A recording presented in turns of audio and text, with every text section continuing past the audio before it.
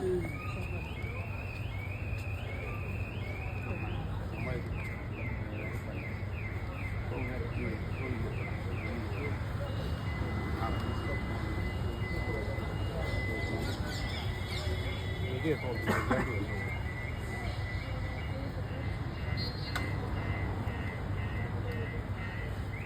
को नमस्कार। जो आप यहाँ आए आज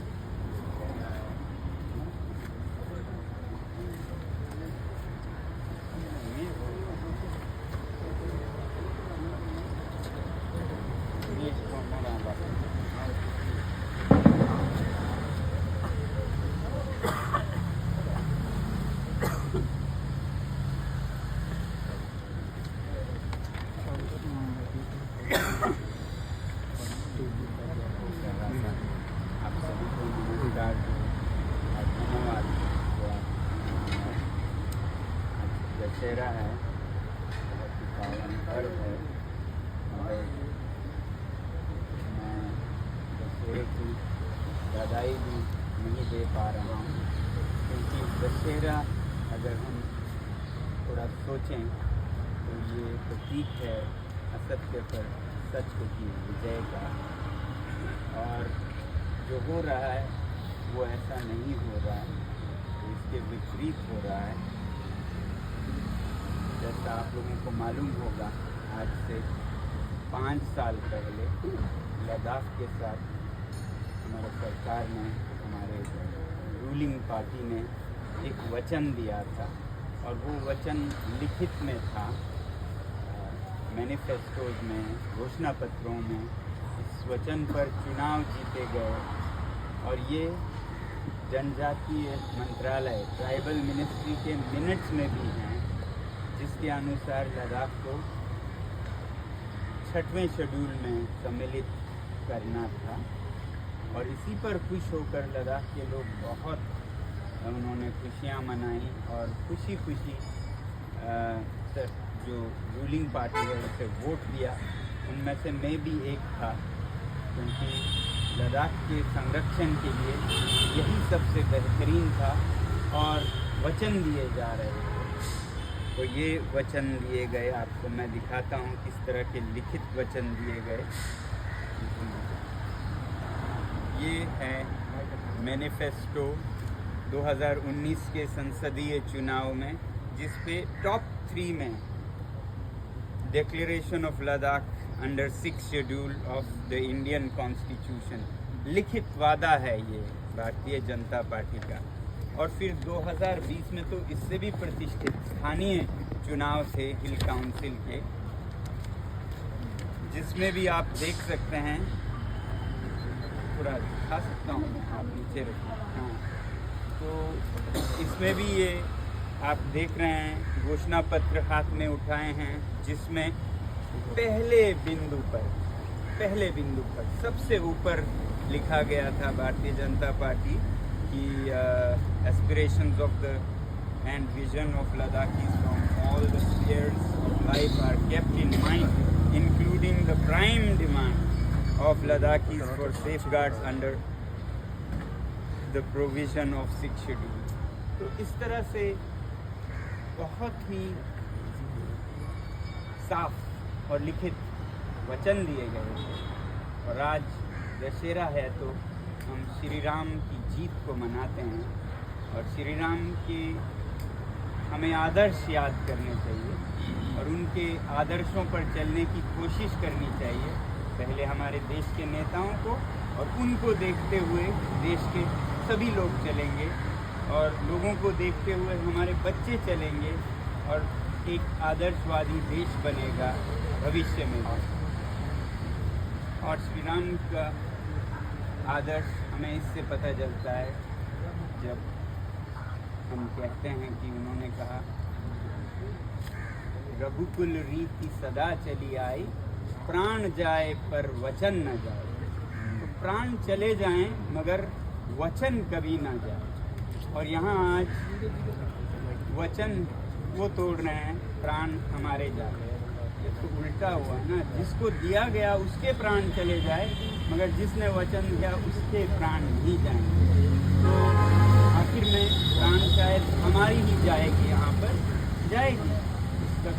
कोई शक नहीं है और हम उसके लिए तैयार हैं, मगर देश की जनता को भी तैयार होना चाहिए। क्या हम राम राज में हैं, क्या हम सत्य के प्रतीक के साथ हैं या असत्य के प्रतीक के साथ हैं।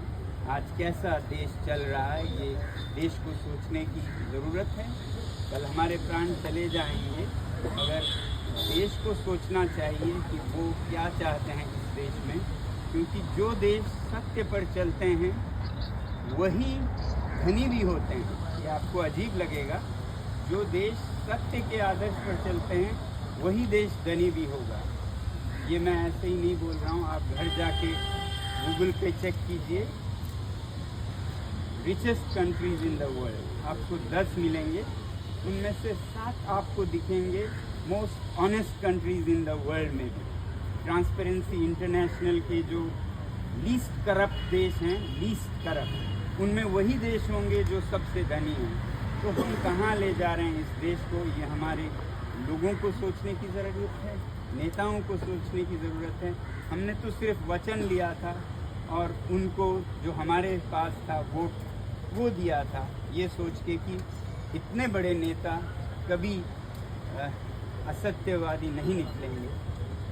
तो आज अगर उसकी सज़ा हमें मिल रही है तो ये देश को भी सोचना चाहिए। ये हमारे अनशन का, जिसमें कि हम पानी और नमक पर जीते हैं, हमारे साथ 25 लोग ऐसे ही हैं, तो ये 7वां दिन है, 1 हफ्ता हो गया है और हम ऐसे ही आगे भी चलते जाएंगे जब तक इस पर कोई फैसला नहीं।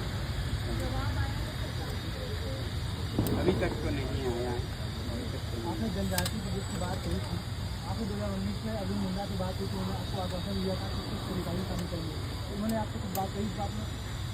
नहीं, आश्वासन तो उन्होंने लिखित में मुझे व्यक्तिगत दी थी और भरे सभा में ये जो घोषणा पत्र हमें दिए थे ये सब हुए, मगर उस पर अमल नहीं हुआ।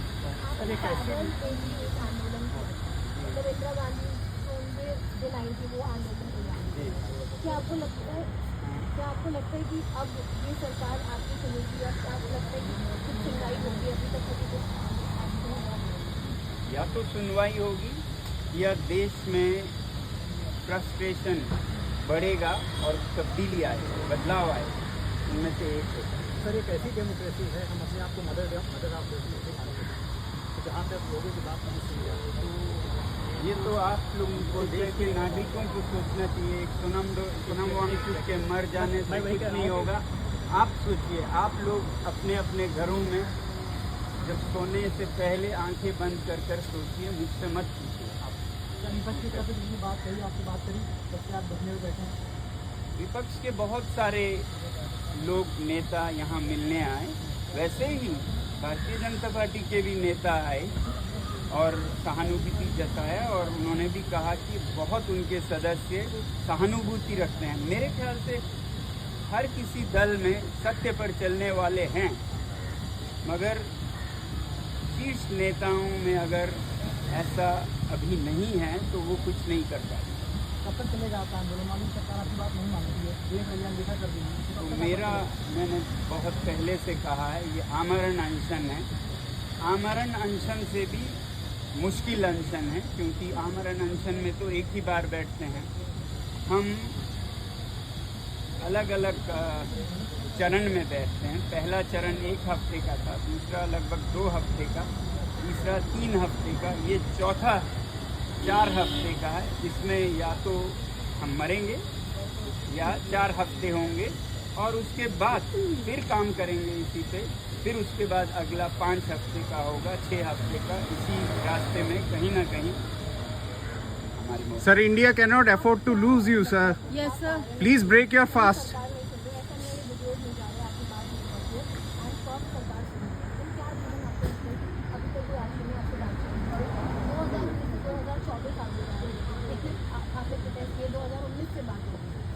ये हमें साफ तो नहीं पता, मगर लद्दाख में कहा यह जाता है कि सरकार पर औद्योगिक गुटों का दबाव है, जो नहीं चाहते कि लद्दाख को संरक्षित रखा जाए।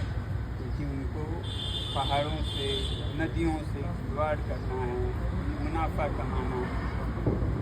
तो हमारा ये मानना है कि अगर एक तरफ से दबाव हो तो दूसरी तरफ से भी बराबर का दबाव हो तो फिर संतुलित निर्णय हो सकते हैं।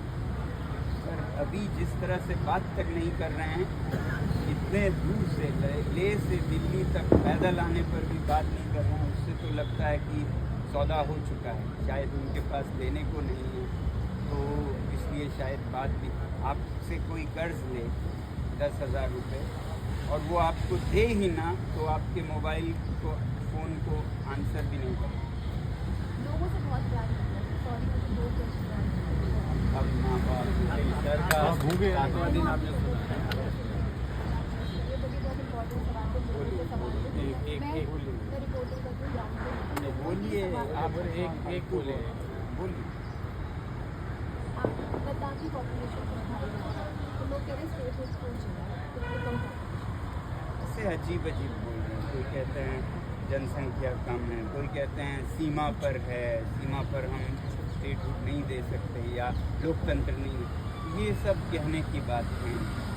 सिक्किम को जब स्टेटहुड दिया गया तो उनकी जनसंख्या 2.4 लाख।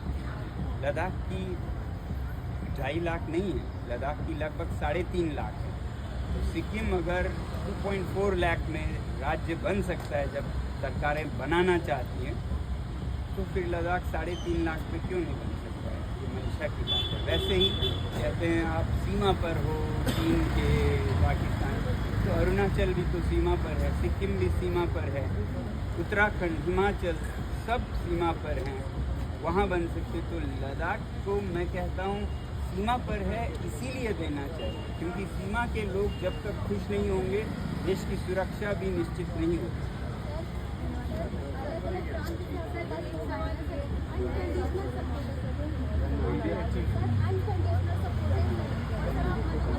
ये मीडिया से धन्यवाद। साहस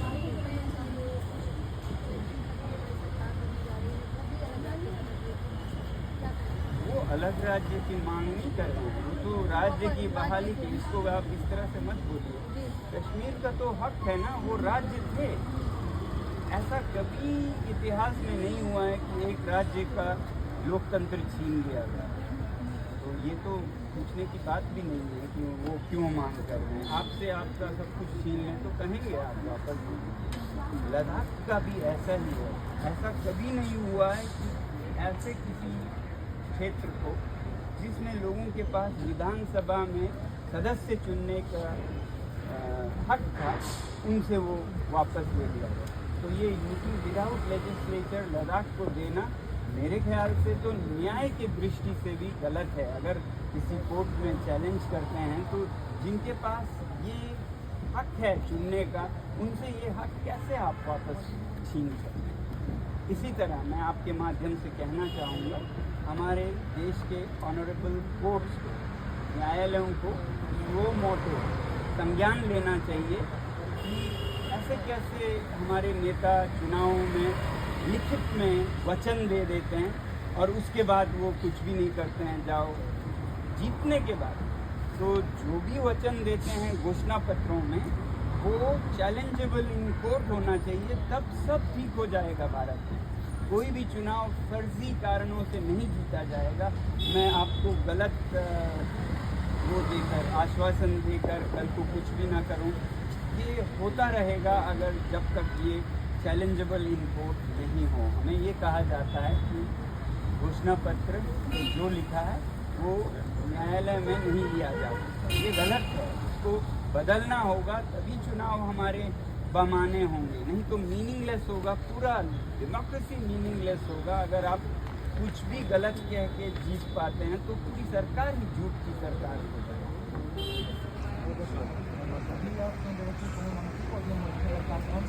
सरकार की मांग है कि सरकार इनकी बात मान नहीं रही है। Thank you. लद्दाख